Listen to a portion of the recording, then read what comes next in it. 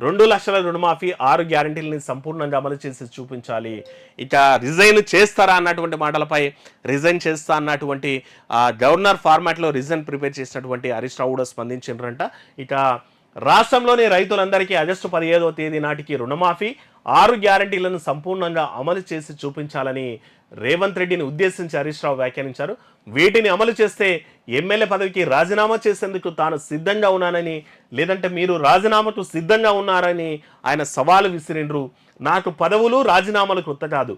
ప్రజలకు, రైతులకు, పేదలకు, అణగారిన వర్గాలకి నా వల్ల మంచి జరుగుతుందంటే పదవులకు రాజీనామా ఎన్నిసార్లు అయినా చేయడానికి వెనుకాడను. కొడంగల్ అసెంబ్లీ నియోజకవర్గంలో ఓడిపోతే రాజకీయ సన్యాసం చేస్తానని, కొడంగల్లో ఓడిపోయినప్పుడు రాజకీయ సన్యాసం చేస్తానని రేవంత్ రెడ్డి కూడా ప్రకటించిండే. మరి ఆయన పోయి మల్కజ్గిరిలో ఎంపీ అయ్యిండు, ఇప్పుడు ముఖ్యమంత్రి అయ్యిండు అన్నటువంటి మాటల్ని గుర్తు చేసిండ్రు ఆయన. చూడాలి మరి. ఎప్పుడు కూడా నిరంతరంగా పారిపోయిన చరిత్ర మీది, అనునిత్యం ప్రజల పక్షాన నిలిచిన చరిత్ర మాది అనేటువంటిది హరీష్ రావు వ్యాఖ్యానించారు. దానిపైన మరి గవర్నమెంట్ కానీ తర్వాత రేవంత్ రెడ్డి కానీ ఎట్లా స్పందిస్తారో చూడాల్సినటువంటి అవసరం ఉంటుంది. ఇది రాజకీయాల్లో వెరీ కామన్ కూడా.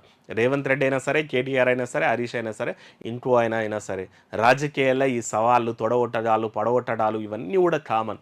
వాళ్ళ వరకు వచ్చేంతవరకు మాత్రం మీరు చేసినరా మేము చేయనీకి అంటారు. కాబట్టి చేయకపోతేనేమో అవతలను చూతే చేస్తారు, చేస్తేనేమో వీళ్ళు చూతి కావాల్సిన తోట కూడా మళ్ళీ జనాలనే చూతి చేస్తారు. కాబట్టి ఇవంతా కూడా వెరీ కామన్ రాజకీయాల్లో.